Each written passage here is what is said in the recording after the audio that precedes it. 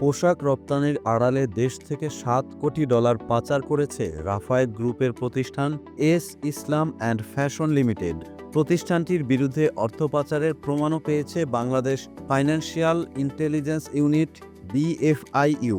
প্রশ্ন হচ্ছে, ঠিক কী উপায়ে এত বিপুল পরিমাণ অর্থ পাচার করল প্রতিষ্ঠানটি? জানা গেছে 2023 থেকে 2025 সাল পর্যন্ত $75.78 লাখ পোশাক রপ্তানি দেখিয়েছে S Islam and fashion limited. অথচ BFIU এর অনুসন্ধান বলছে কম মূল্য দেখিয়ে প্রায় $68.22 লাখ থেকে $7.30 কোটি পাচার করা হয়েছে, যা বাংলাদেশি মুদ্রায় 877 কোটি টাকা। অনুসন্ধানে উঠে এসেছে প্রতি পিস তৈরি পোশাকের মূল্য দেখানো হয়েছে $1 থেকে $1.5, যা বাংলাদেশি মুদ্রায় 120 থেকে 30 টাকা। অথচ পোশাকের প্রকৃত মূল্য 2 থেকে 10 গুণ বেশি। এভাবে কম মূল্য বা আন্ডার ইনভয়েসিংয়ের মাধ্যমে টাকা পাচার করেছে রাফায়েত গ্রুপের প্রতিষ্ঠান S Islam and fashion limited.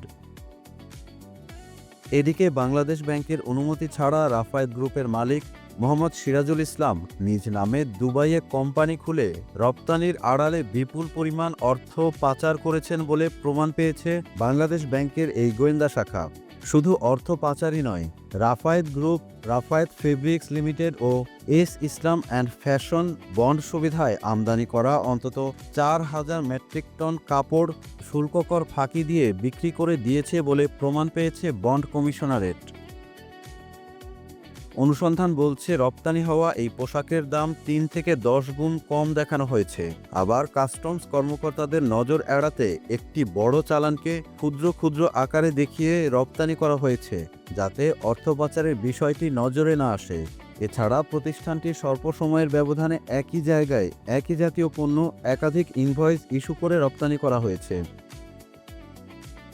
আশ্চর্যের বিষয় হচ্ছে, রপ্তানিকারক প্রতিষ্ঠান Mohammad Sirajul garments trading LLC credit রিপোর্টে দেখা গেছে প্রতিষ্ঠানটির মালিক Mohammad Sirajul Islam S Islam home and fashion লিমিটেডেরও মালিক, অর্থাৎ আমদানিকারক এবং রপ্তানিকারক প্রতিষ্ঠান দুটি একই ব্যক্তি মালিকানাধীন প্রতিষ্ঠান। প্রতিষ্ঠানটির অপর একজন পরিচালকও বাংলাদেশি নাগরিক মাহবুব আলম।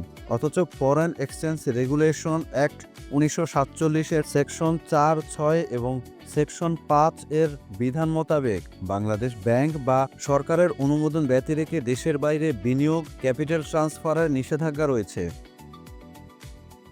BFIU এর হিসেব অনুযায়ী 2023 থেকে 2025 সাল পর্যন্ত মোট $75.78 লাখ রপ্তানি দেখিয়েছে এস ইসলাম অ্যান্ড ফ্যাশন।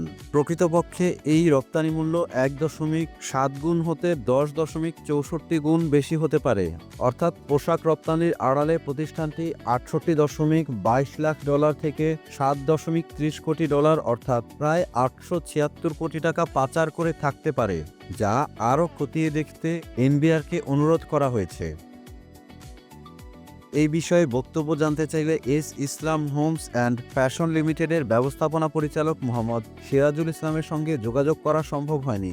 তবে প্রতিষ্ঠানটির পরিচালক বিউটি খাতুনের সঙ্গে যোগাযোগ করা হলে দুবাইতে সিরাজ গার্মেন্টস নামে কোম্পানি থাকলেও অর্থ পাচারের অভিযোগ অস্বীকার করেন তিনি।